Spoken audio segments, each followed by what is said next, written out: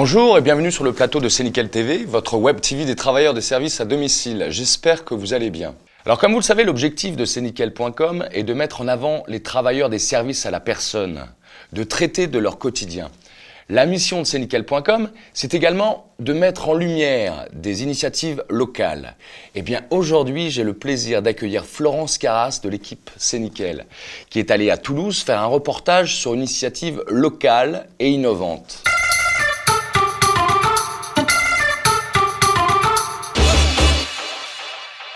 Bonjour Florence, je suis très heureux de vous accueillir sur ce plateau. Bonjour Charles.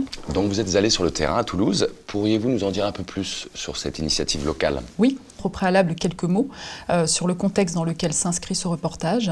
Notre société connaît un vieillissement de sa population, un manque de structures d'accueil et donc globalement des gens de plus en plus nombreux qui vont vieillir à domicile.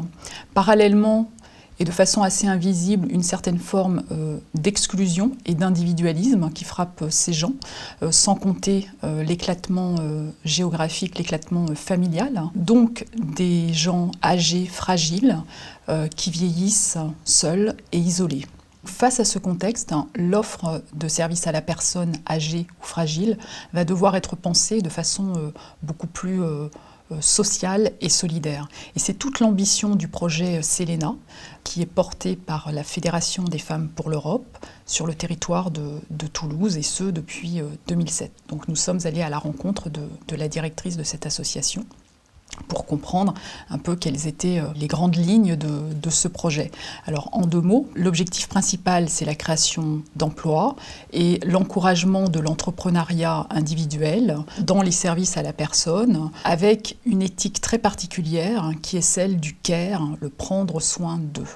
Donc c'est une proposition, je dirais, pour changer le regard sur l'accompagnement des personnes âgées, une proposition extrêmement humaine et généreuse. Ça a l'air d'être un très beau projet. Regardons. Bonjour Madame Escudier. Bonjour. Merci de recevoir l'équipe de C'est Nickel TV. Vous dirigez la Fédération des femmes pour l'Europe. Pourriez-vous nous dire en quelques mots les missions de cette association et comment elle est arrivée sur le terrain des services à la personne? Cette association existe depuis 1989. Elle s'est constituée sur la base de la réduction des inégalités hommes-femmes. Et par extension, nous sommes préoccupés de travailler à des sujets qui tendaient à réduire toute forme de discrimination et d'inégalité. Notre cœur de métier actuellement est de travailler, accompagner les femmes demandeurs d'emploi vers des secteurs qui soient les plus en rapport avec leurs capacités individuelles. Dans le projet Selena, nous avons été soutenus pour expérimenter l'idée que d'un côté, il y avait des gens à accompagner vers l'emploi en développant le potentiel humain dont ils étaient porteurs et qui ne savaient pas qu'ils étaient en capacité de le développer, et en même temps d'apporter dans le secteur des activités de service une valeur ajoutée qui s'intéresse beaucoup plus à la souffrance sociale qu'aux services traditionnels tels qu'ils sont déclinés traditionnellement dans les services aux personnes. Donc ce projet est une réponse à un appel d'offres et son objectif est bien donc de développer une offre de service à la personne. D'une part, comme je l'ai expliqué, il développe une capacité d'emploi pour des gens qui au départ n'ont pas de formation initiale ou peu, ou des gens qui ont une formation mais qui voudraient se reconvertir vers un secteur d'activité où ils ont envie de rendre service aux personnes isolées en leur apportant une qualité relationnelle basée sur un service qui est en quelque sorte un prétexte. D'autre part, nous fédérons actuellement un pôle de compétences d'autres porteurs de projets qui sont déjà en démarrage d'activité ou qui ont déjà une activité constituée, de façon à essayer de leur donner à chacun cette éthique du care avec la formation qui va avec. Et on aimerait bien entendu développer un label et surtout c'est une identité forte pour ce maillage d'acteurs que de se dire appartenir au réseau du care. Donc vous fédérez des gens qui sont demandeurs d'emploi, qui sont dans l'exclusion, d'autres qui sont porteurs de projets, donc entrepreneurs, et vous les fédérez donc dans cette dimension du care. Oui.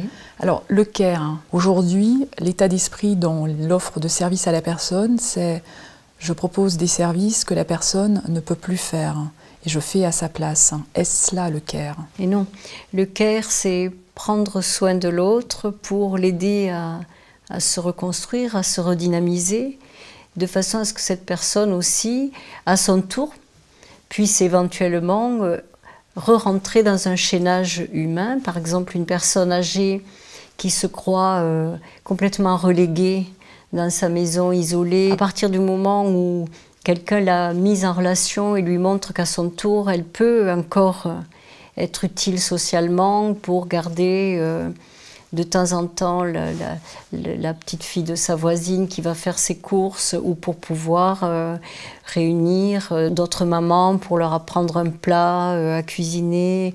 Voilà, je pense que ces personnes, elles ont besoin aussi de se sentir utiles.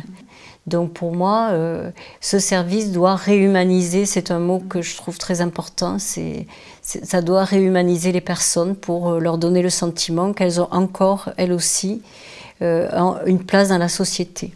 Je crois que ce qui tue l'individu, c'est quand il sent qu'il n'a pas sa place. Et de regarder quelqu'un et le faire exister à nouveau et l'aider à retrouver le fil rouge pour avoir envie d'exister, lui redonner du désir, je crois que c'est ça le plus important dans le care. Donc finalement, c'est un programme de santé publique puisque tous ces services ont pour objectif de freiner le vieillissement précoce, de freiner les hospitalisations, au moins pour les personnes âgées et handicapées, et pour les femmes isolées, de les inciter aussi à avoir une activité sociale humanisante. Alors dites-moi, toutes les forces politiques aujourd'hui devraient s'emparer de ce projet. S'il y a une vraie volonté politique, ça peut devenir un levier dans un territoire et ça peut être très très opératoire. Bien sûr. Ce projet-là, je pense que c'est un projet qui doit transformer, qui doit être un élément de transformation effectivement, et pour changer le regard, pour changer la culture des gens, il faut du temps. Il y a un risque aussi, c'est que quelque part on disparaisse parce que nous n'avons pas, si vous voulez, les financements pour nous aider à continuer. Ce qui par contre est pour nous un élément de réussite, ce sont ces trajectoires d'insertion dans les services aux personnes, ce sont ce réseau de professionnels du care qui sont de toute façon tellement en lien avec notre propre éthique qu'ils sont eux-mêmes porteurs maintenant de la dynamique du care. C'est ça qui est encourageant. Mais c'est un beau projet de société. Voilà. Merci de nous avoir accordé cet entretien.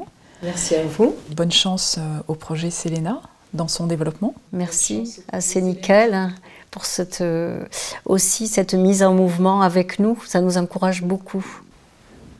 Effectivement, c'est une très belle initiative. C'est un très beau projet de société donc, qui accompagne d'une part des demandeurs d'emploi, qui fédère des auto-entrepreneurs et qui réunit aussi, ça n'a pas été précisé dans le reportage, mais des bénévoles. Et tous ces gens donc, se retrouvent pour proposer une offre de service beaucoup plus humanisante, solidaire, donc autour de cette dimension du care. Donc voilà, c'est suffisamment exceptionnel aujourd'hui pour mériter un coup de projecteur.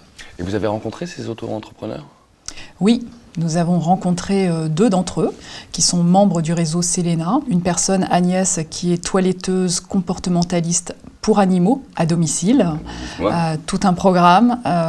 Vous pourrez la rencontrer sur Séniquel TV en décembre. Et donc nous avons également rencontré Patrick Cassuzo, qui est jardinier à domicile. Et je vous propose peut-être de le rencontrer dans 15 jours. Avec plaisir. J'étais ravi de vous recevoir sur le plateau de Séniquel TV. Merci à vous. Et puis merci aussi de nous avoir présenté ce projet, cette belle initiative locale.